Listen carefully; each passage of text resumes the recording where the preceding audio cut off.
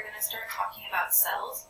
And so we're going to focus on two major cell types. So we're going to be talking about prokaryotic and eukaryotic cells. Okay, so we've got prokaryotic cells. So a lot of times you'll just hear people call them prokaryotes.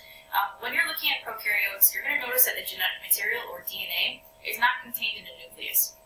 It's actually just going to be free-floating within the cytoplasm of the cell. Next, you're probably going to notice that prokaryotic cells do not have organelles like you would typically see in a plant or an animal cell. So these are going to be very small, much simpler cells than the eukaryotic cells that you're used to seeing diagrams of, like plant and animal cells. Those tend to be more complex. Prokaryotic cells, good examples are bacteria, much smaller, much more simple cells. Right, then eukaryotic cells, or eukaryotes. Biggest difference here is that eukaryotic cells do contain a nucleus, and the DNA of the cell is always going to be contained within that nucleus.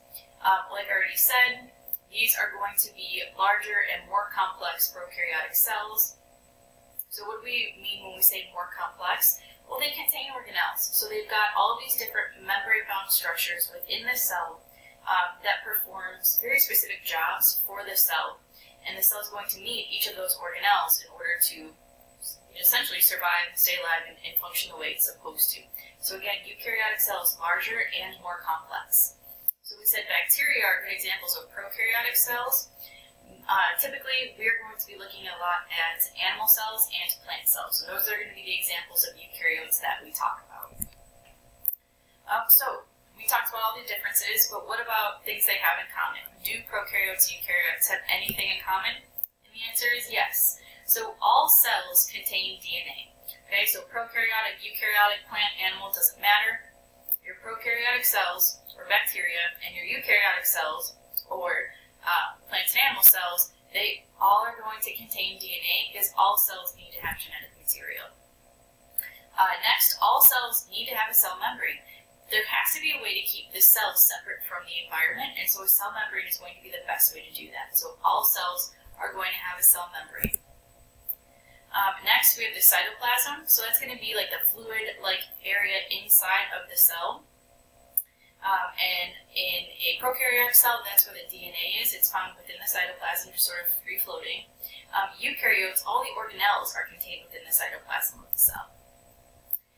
Next is cell wall. So bacteria, which are prokaryotes, and plants, which are eukaryotes, have a cell wall. It helps for protection and support. Now, please keep in mind, not all eukaryotes have a cell wall, because animal cells, for example, don't have cell walls, but plant cells do. So some eukaryotes have this in common with prokaryotes. And next we have ribosomes. So all cells need to make proteins. Proteins, we've said this in class, are sort of like the tools that a cell needs to survive. So all cells need to be able to make their own proteins, and so all cells have to have ribosomes in order to make the proteins that they need to survive.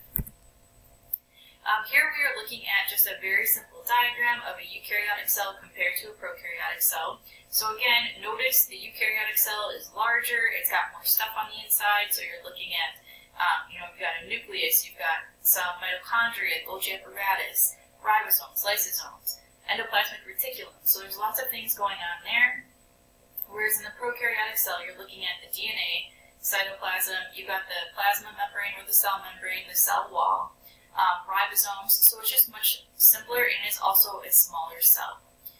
And just something to kind of keep in mind, pro means before. So a prokaryotic cell means before there was a nucleus. So prokaryotes don't have a nucleus, and then U means true. And so eukaryotes are going to be cells that have a true nucleus. And that's going to be the easiest way to tell the difference between a prokaryotic and a eukaryotic cell.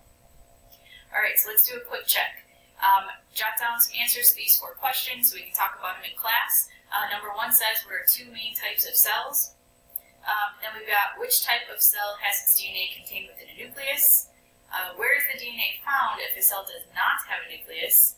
And finally, what characteristics do all cells, prokaryotes and eukaryotes, have in common? Alright, thanks guys.